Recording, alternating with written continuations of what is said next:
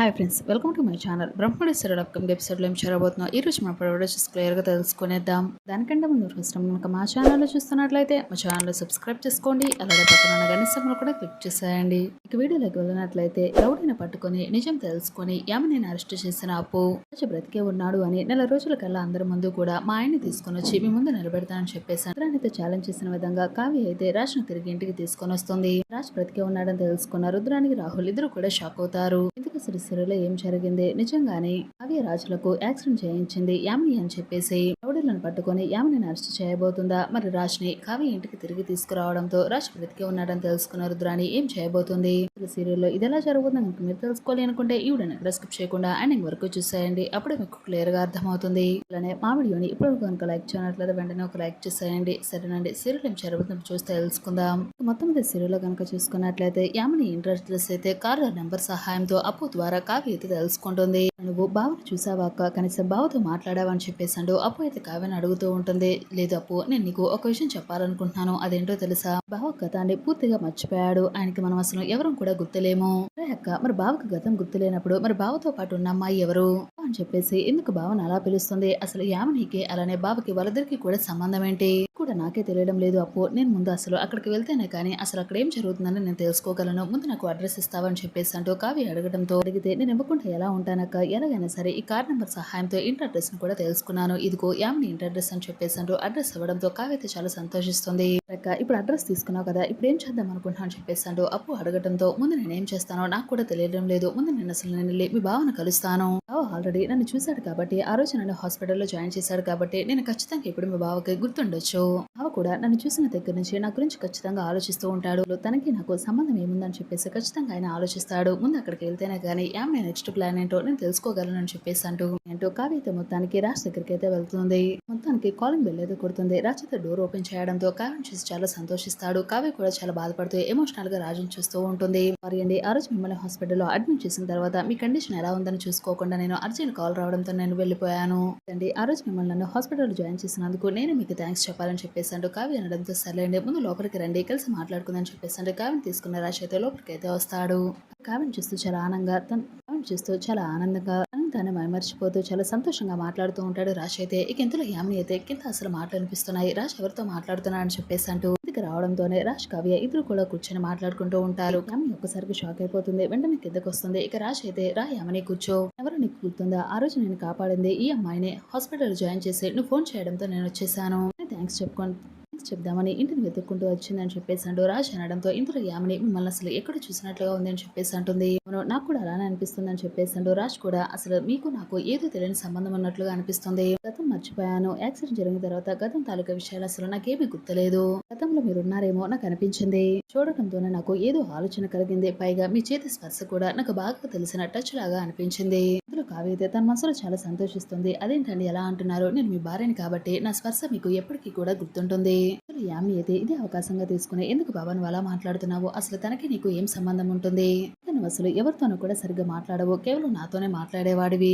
అలాంటప్పుడు నువ్వు తనతో ఎందుకు మాట్లాడుతున్నావు అని చెప్పేసి అంటూ యామిని అయితే రాజ్తో మాట్లాడుతూ ఉంటుంది. ఇందులో కావ్య అయితే కొంచెం దగ్గు వచ్చినట్లుగా నటిస్తూ ఉంటుంది. ఇక వెంటనే నాకు కొంచెం వాటర్ కావాలి తెప్పిస్తారని చెప్పేసి అంటూ కావ్య అనడంతో ఇక ఇందులో రాజ్ అయితే యామిని కొంచెం వాటర్ తీసుకొస్తావని చెప్పేసి యామిని అయితే అక్కడి నుంచి పంపిస్తాడు. ఇదే అవకాశంగా కావ్య అయితే చూడండి మీకు నిజంగానే గతం గుర్తుందా? అసలు గతం తాలూకా విషయాలు ఏమైనా గుర్తొస్తానని చెప్పేసి అంటూ కావ్య అడగడంతో లేదండి, అసలు తను చెప్తుందంతా కూడా నా గతమే అని చెప్పేసి అంటుంది. తను ఏ చెప్పినా సరే నాకు అంతగా నమ్మబుద్ధి కావడం లేదు. గతం తాలూకా విషయాలన్నీ కూడా నాకేమీ అసలు గుర్తులేదు. నాకు అసలు ఏం సంబంధం ఉందో కూడా అసలు తెలియడం లేదు. నీ మరదల్ని ఈ ఇల్లు నీ ఇల్లు, మన ఇద్దరం చిన్నప్పటి నుంచి కలిసి చదువుకున్నాం, పెరిగాం. మీ అమ్మ మీ నాన్న చనిపోయారని చెప్పేసి ఏవేవో చెప్తుంది. అవన్నీ కూడా నాకు అసలు నమ్మకం కుదరడం లేదు. రాజ్ అన్ని చెప్పేసరికి ఇక కావ్యకి అప్పుడు పూర్తిగా అర్థమవుతుంది. నిజంగానే ఆయన తన భర్తేనని, యామిని కావాలని తన వైపుకు మలుపు తిప్పుకోవాలని, గతం తాలూకా విషయాలన్నింటినీ కూడా ఏమి గుర్తు చేయకుండా తన సొంతం చేసుకోవాలని తన చుట్టూ ఇదంతా కూడా ఒక నాటకం ఆడుతుందన్నమాట అని చెప్పేసి అంటూ కావ్య అర్థం చేసుకుంటుంది. సరే అండి, మీ గతాన్ని గుర్తొచ్చే ప్రయత్నం నేను కూడా చేస్తాను. మీరు ఫోన్ నెంబర్ ఇస్తారని చెప్పేసి అంటూ రాజ్ ఫోన్ నెంబర్ తీసుకుని అక్కడి నుంచి కావ్య అయితే వెళ్ళిపోతుంది. అందులో యామిని వస్తుంది. ఏదో తను వాటర్ తెమ్మని కదని చెప్పేసి అనడంతో లేదు పనుందని చెప్పేసి వెళ్ళిపోయిందని చెప్పేసి అంటూ రాజ్ అంటూ పైకైతే వెళ్ళిపోతాడు. యామిని అయితే కావ్యం చూసి చాలా కంగారు పడుతూ ఉంటుంది. ఇక మరోవైపు ఇంటికి వెళ్ళిన కావ్య అయితే అప్పు దగ్గరికి వెళ్ళి అప్పు నిజంగా ఆయన మీ బావేనే, యామిని కావాలని ఇదంతా కూడా నాటకం ఆడుతుంది. ఇందులో అప్పు అయితే అవునక్క నువ్వు చెప్పింది నిజమే, ఆ యామిని ఎవరో కూడా నాకు పూర్తిగా డీటెయిల్స్ తెలిసాయి. నిజానికి అసలు ఆ యామిని ఎవరో కాదు, ఒక చదువుకునే రోజుల్లో బావను ప్రేమించిన ఒక అమ్మాయి. బావ తనతో కేవలం ఫ్రెండ్షిప్ మాత్రమే చేశాడు. కానీ యామిని మాత్రం శాడిజంగా ప్రేమించింది బావని. తర్వాత నన్ను పెళ్లి చేసుకుని తన్ని నీ జీవితంలోకి ఆహ్వానించాడు. ఇద్దరు కలిసి సంతోషంగా ఉంటున్నారని తెలుసుకున్న యామిని అయితే ఎలాగైనా సరే నా రాజును సొంతం చేసుకోవాలని మళ్ళీ మీ జీవితాలకు అడుగుపెట్టింది. ఇక బావ నువ్వు ఏ రోజైతే కలిసి సంతోషంగా ఉన్నారో ఆ రోజు యాక్సిడెంట్ చేసి మరి మీ ఇద్దరిని దూరం చేయించింది కూడా యామినినే. మాటలకు కావ్య ఒక్కసారిగా షాక్ అయిపోతుంది. ఏం మాట్లాడుతున్నావు అప్పు? అవునక్క, నేను చెప్పేది నిజమే. ఒక రౌడీ వాడిని నేను ఇప్పుడే పట్టుకున్నాను. వాడి సహాయంతో అసలు ఇదంతా కూడా చేసింది యామిని అని మాకు క్లియర్ గా తెలిసింది. అక్క ముందు ఎలాగైనా సరే ఆ యామిని దగ్గర నుంచి బావని ఎలా తీసుకురావాలో మనం ప్లాన్ చేద్దాము. ముందు నువ్వు ధైర్యంగా ఉండు. ఇంట్లో ఎవరికి కూడా ఈ విషయాన్ని చెప్పకని చెప్పేసాడు. అప్పు అయితే కావ్యని అయితే ఇంటికి పంపించేస్తుంది. మరోవైపు పోలీస్ స్టేషన్ కి వెళ్ళిన అప్పు అయితే ఆ చుట్టుపక్కల ఉన్న రౌడీలందరినీ కూడా పిలిపిస్తుంది. యామిని ఫోటో అయితే చూపిస్తుంది. మీ ఎవరికైనా తెలుసా అని చెప్పేసాడు. అందరినీ కూడా అడుగుతూ ఉంటుంది. ఎవరు కూడా మాకు తెలియదు అని చెప్పేసి అంటారు. ఇందులో ఒక వ్యక్తి అయితే ఈ మేడం నాకు తెలుసు అని చెప్పేసి అనడంతో వెంటనే ఆ వ్యక్తిని పట్టుకొని లోకప్ లో పెట్టి అప్పు అయితే చితక బాధేస్తుంది. చెప్పరా, నిజాన్ని చెప్పు. ఇప్పుడే కదా నీకు మా అక్క మా బావను చంపేయమని నీకు సుపారీ ఇచ్చింది కదా అని చెప్పేసి అంటూ రాజ్ కావ్యల ఫోటోను చూపించడంతో ఆ వ్యక్తి ఒక్కసారిగా షాక్ అయిపోతాడు. ఆ రోజు రాజ్ కావ్యల కారుకి యాక్సిడెంట్ జరిగేలాగా చేసింది. కాకుండా కావ్యని కూడా చంపమని చెప్పేసి సుపారీ ఇచ్చింది యామిని అని చెప్పేసి ఆ వ్యక్తి నిజాన్ని అయితే బయట పెట్టేస్తాడు. దాంతో అప్పు ఒక్కసారిగా షాక్ అవుతుంది. యామిని మేడం గారు కావ్య మేడం చంపమన్నారు, కానీ నేను షూట్ చేయబోతూ ఉంటే ఈ లోపల బుల్లెట్ వెళ్లి కారుకు తగిలింది. కార్ లోయలో పడింది. ఇదే విషయం నేను యామిని గారికి చెప్పాను. తర్వాత ఏం జరిగిందో నాకు తెలియదు మేడం, నాకు క్షమించండి అని చెప్పేసాడు. అప్పు నాకు ఎంతగానో బ్రతిమలాడతాడు ఆ వ్యక్తి. సరే నిజాన్ని బయటపడడంతో ఆ వ్యక్తిని వదిలేస్తుంది అప్పు. అంటే అప్పు అయితే చూడరా, ఎక్కడికి వెళ్తున్నావురా, అసలు నేను నిన్ను ఎలా వదిలేస్తాను అనుకున్నావు? మా అక్క మా బావుల జీవితం ఇలా అవడానికి కారణం నువ్వే కదా. వాళ్ళకి యాక్సిడెంట్ జరిగింది. మా బావ గతాన్ని కోల్పోయాడు. నిన్ను అడ్డం పెట్టుకొని నేను అసలు ఆ యామ నేను జైలుకి పంపిస్తానని చెప్పేసాడు. వార్నింగ్ అయితే ఇస్తుంది అప్పు. వ్యక్తి దగ్గర నుంచి స్టేట్మెంట్ అంతా కూడా తీసుకుంది. కాల్ రికార్డ్స్ కూడా సంపాదించింది. వెంటనే ఆ కానిస్టేబుల్ ని తీసుకుని అప్పు అయితే నేరుగా యామి ఇంటికి అయితే వస్తుంది. ఫోన్ చూసిన యామి అయితే ఏంటి మేడం మా ఇంటికి వచ్చారేంటి, ఏమన్నా అవసరమా అని చెప్పేసాడు. అడుగుతూ ఉంటే నేను ఎందుకు వచ్చానా, నేను నిన్ను అరెస్ట్ చేయడానికి వచ్చాను. ఒక్కసారిగా షాక్ అవుతుంది. ఇందులో యామిని పేరెంట్స్ వస్తారు. అసలు మా అమ్మ ఏం తప్పు చేసిందని చెప్పేసి అడుగుతారు. ఏం చేసావు నీకు తెలియదా, మిసెస్ కావ్యని నువ్వు చంపే ప్రయత్నం చేశావు. ఇప్పుడు నువ్వు ఒక వ్యక్తికి సుపారీ ఇచ్చావు. ఆ వ్యక్తి మాకు లాకప్ లో ఉన్నాడు. మాటలకి యామిని ఒక్కసారిగా షాక్ అవుతుంది. అదేంటి మేడం అలా మాట్లాడుతున్నారు, నేను ఎవరికి కూడా సుపారీ ఇవ్వలేదు, ఎవరిని కూడా చంపే ప్రయత్నం చేయలేదు, ఇదంతా కూడా ఒక కల్పిత కథ అని చెప్పేసి అంటూ తప్పించుకునే ప్రయత్నం చేస్తుంది యామిని. దాంతో అప్పు అయితే ఒక్కసారిగా యామిని అయితే లాగిపెట్టి కొడుతుంది. అవే రాజులు ఎవరో నీకు తెలియదా, అసలు మా బావని సొంతం చేసుకోవడానికి నువ్వు ఇంత కుట్రలు చేస్తావా? మాటలకి రాజు అయితే గదిలో నుంచి బయటకు వస్తాడు. వెంటనే వీళ్ళందరినీ చూసి ఏంటి మీరంతా ఇక్కడ ఉన్నారండి, యామిని ఎందుకు అరెస్ట్ చేస్తున్నాను అని చెప్పేసి రాజు అడగడంతో ఇంతలో అప్పు అయితే బావా నిజానికి నువ్వు రాము కాదు, నువ్వు రాజువి. ఈ యామిని సొంతం చేసుకోవడానికి మా అక్క నుంచి నేను దూరం చేసింది. అక్క నువ్వు కలిసి సంతోషంగా ఉండాలని చెప్పేసి అనుకున్నారు. అలాంటిది నిన్ను సంతోషంగా ఉండనివ్వకుండా తనని సొంతం చేసుకోవడానికి జీవితంలో నుంచి మా అక్క అడ్డు తొలగించుకోవడానికి మా అక్కను చంపే ప్రయత్నం చేసింది. మీరు ఆ రోజు సుపారీ ఇవ్వడంతో వాడు మా అక్కను చంపబోయి బుల్లెట్ పేలవడంతో ఎరుగు తగలడంతో కార్ అయితే లోయలో పడింది. ఇక దాంతో నువ్వు మా అక్క ఇద్దరు కూడా పడిపోయారు. నువ్వు మాత్రం గతాన్ని మర్చిపోయావు. ఇదే విషయాన్ని ఆ వ్యక్తి చెప్పడంతో వెంటనే యామిని అయితే నేను తీసుకుని వేరే హాస్పిటల్ కి వెళ్లిపోయింది. అక్కడ మాత్రమే మాకు అప్పచెప్పారు. రౌడీని కూడా తీసుకుని వస్తుంది అప్పు. ఆ రౌడీ ముందే రాజ్ ముందే నిజాన్ని బయట పెట్టిస్తుంది. పోలీసులు ఉండటంతో ఆ వ్యక్తి చాలా భయపడిపోతాడు. నన్ను క్షమించండి సార్, మేడమే ఆ రోజు సుపారీ ఇచ్చి మరి మిమ్మల్ని చంపే ప్రయత్నం చేసింది.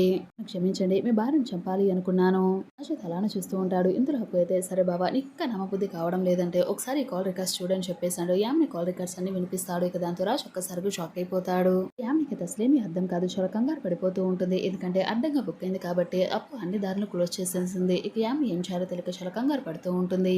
వెంటనే అప్పు ఒక్క నిమిషం కూడా ఆలస్యం చేయకుండా యామిని అరెస్ట్ చేసి జైలుకి అయితే తీసుకుని వెళ్ళిపోతుంది. ఇక రాజు అయితే చాలా సంతోషిస్తాడు. యామిని పేరెంట్స్ అయితే మొదటి నుంచి నేను నీకు చెప్తూనే ఉన్నాను కదా యామిని, కావ్యకి చాలా ద్రోహం చేస్తున్నావని, నువ్వు చేసేది కరెక్ట్ కాదు అని చెప్పాను, కానీ నువ్వు మాత్రం మా మాటను పట్టించుకోలేదు. నువ్వు చేసిన పనికి కర్మ నువ్వే అనుభవించని చెప్పేసి యామిని పేరెంట్స్ కూడా యామిని చెదిరించుకుని అక్కడి నుంచి వెళ్ళిపోతారు. వెంటనే కావ్య అక్కడి నుంచి వస్తుంది. రాజ్ చేయి పట్టుకుంటుంది.